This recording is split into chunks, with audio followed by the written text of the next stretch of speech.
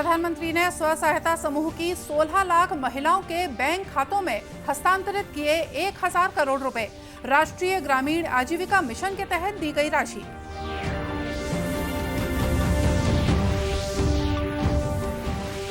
प्रदेश में 15 नगरीय निकायों में हुआ 60% मतदान। 23 दिसंबर को मतगणना के साथ घोषित होंगे परिणाम।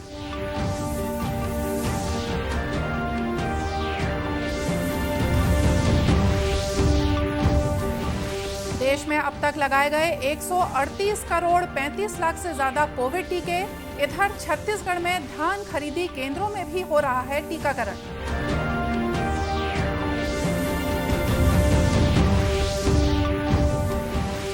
और ठंड से ठिठुरा छत्तीसगढ़। प्रदेश के कई जिलों में चल रही है शीतलहर।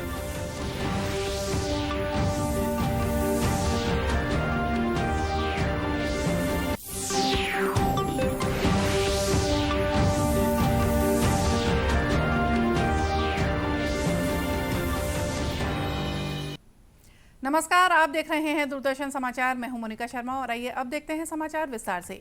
प्रधानमंत्री नरेंद्र मोदी ने आज प्रयागराज में आयोजित विशेष कार्यक्रम में स्व सहायता समूहों की 16 लाख महिलाओं के बैंक खातों में 1000 करोड़ रुपए की राशि हस्तांतरित की।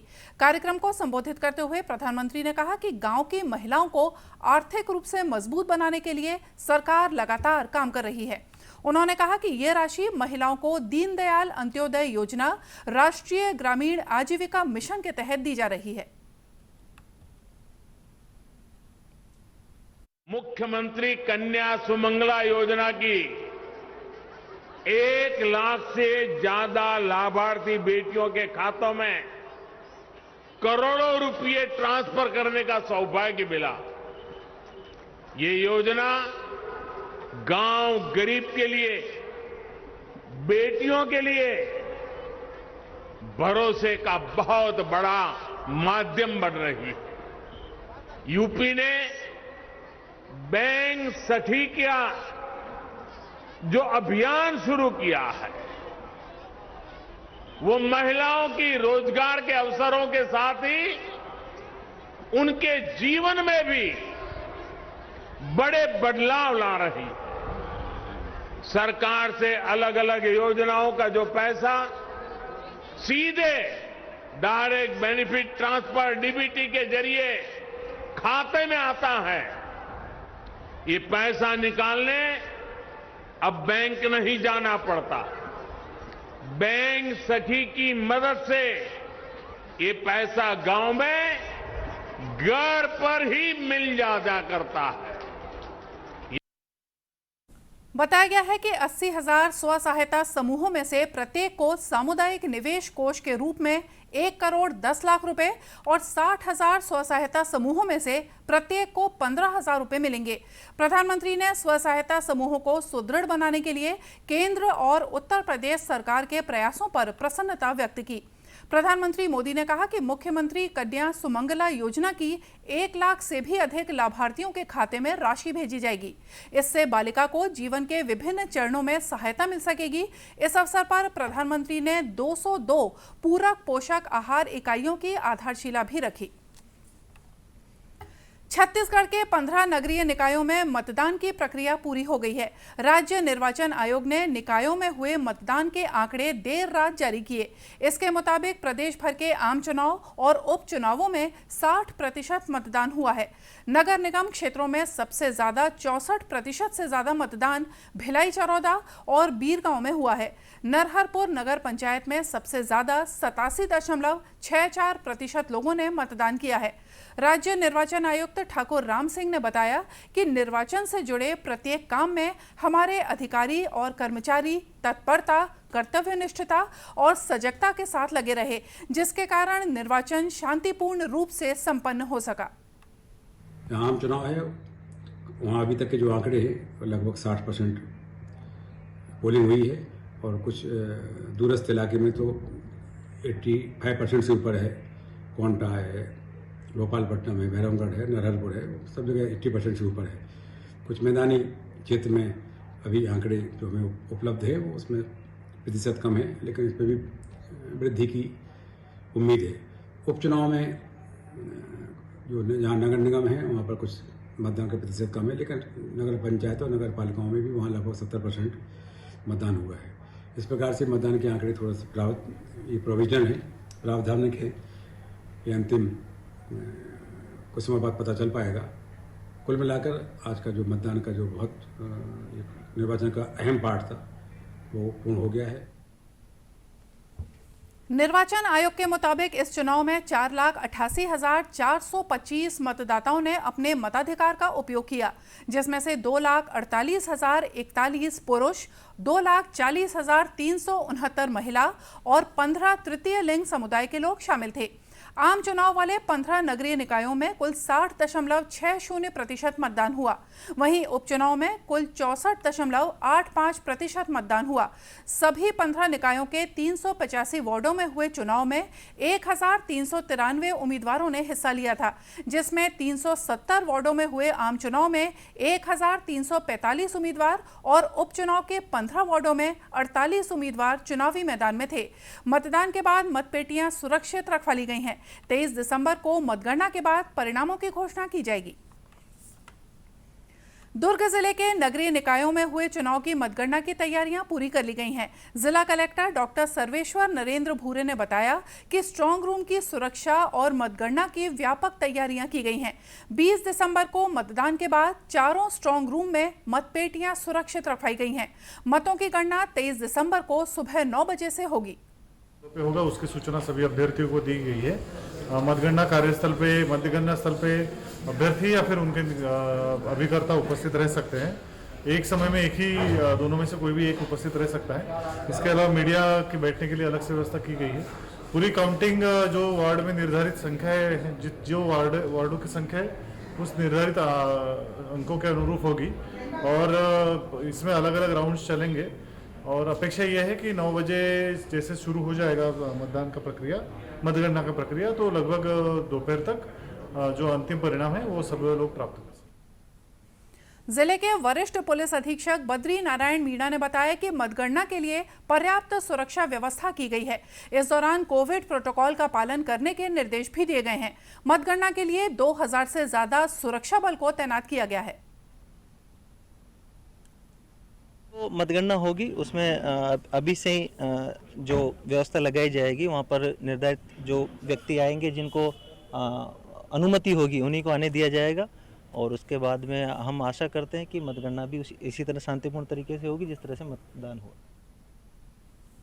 उल्लेखनीय है कि दुर्ग जिले के 4 नगरीय निकायों में हुए चुनाव के बाद सभी 920 प्रत्याशियों का भविष्य मतपेटी में सील बंद कर दिया गया है। इन मतपेटियों को कल्याण कॉलेज, शासकीय स्कूल रिसाली, खूबचंद बघेल विश्वविद्यालय, शासकीय स्कूल जामुल और उतई नगर पंचायत के शासकीय स्कूल में बने स्ट्रांग रूम में रखा गया है।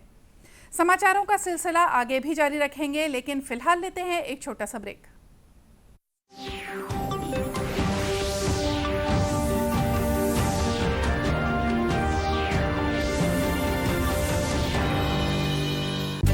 हमारा डेजर्ट आ गया पर हमारी चैंपियन नहीं आई अब तक। बिल भरने के पहले तो आएगी ना। सो गर्ल्स क्या हो रहा है? बिल हो रहा है। चल अपना कार्ड दे। पिन दे। RBI कहता है अपना पिन, OTP, CVV या इंटरनेट बैंकिंग पासवर्ड किसी को ना दे। ऑनलाइन बैंकिंग सिर्फ अपने ही कंप्यूटर, मोबाइल और सिक्योर नेटवर्क से करें। हाँ, ये खाने की चैंपियनशिप थी क्या? RBI कहता है जानकार बनिए, सतर्क रहिए।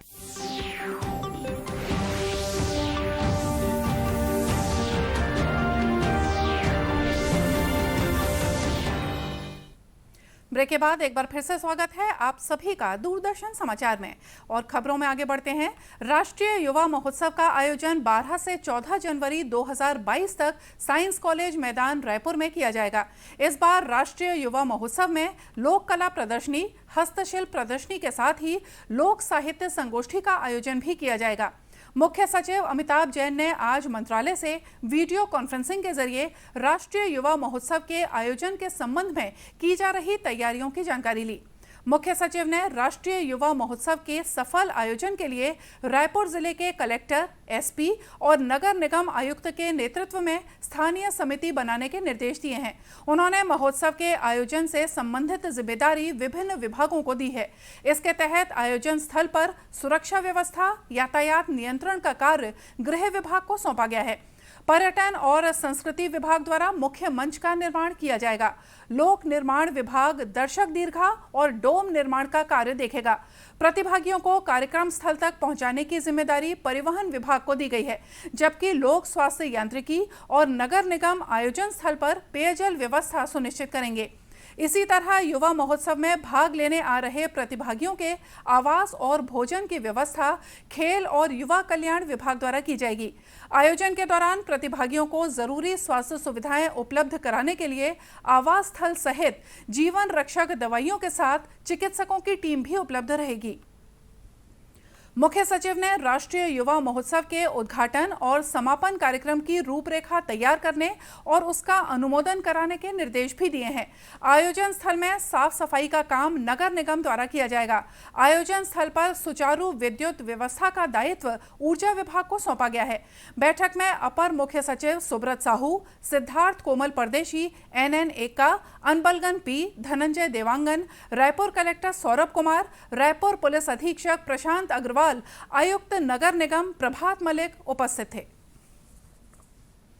कोरोना से बचाव के लिए देश में अब तक 138 करोड़ 35 लाख से ज्यादा कोविड टीके लगाए जा चुके हैं। स्वास्थ्य मंत्रालय के मुताबिक पिछले 24 घंटों में 64,56,000 से ज्यादा टीके लगाए गए, जबकि इस दौरान 8,043 मरीज संक्रमण से मुक्त हुए हैं।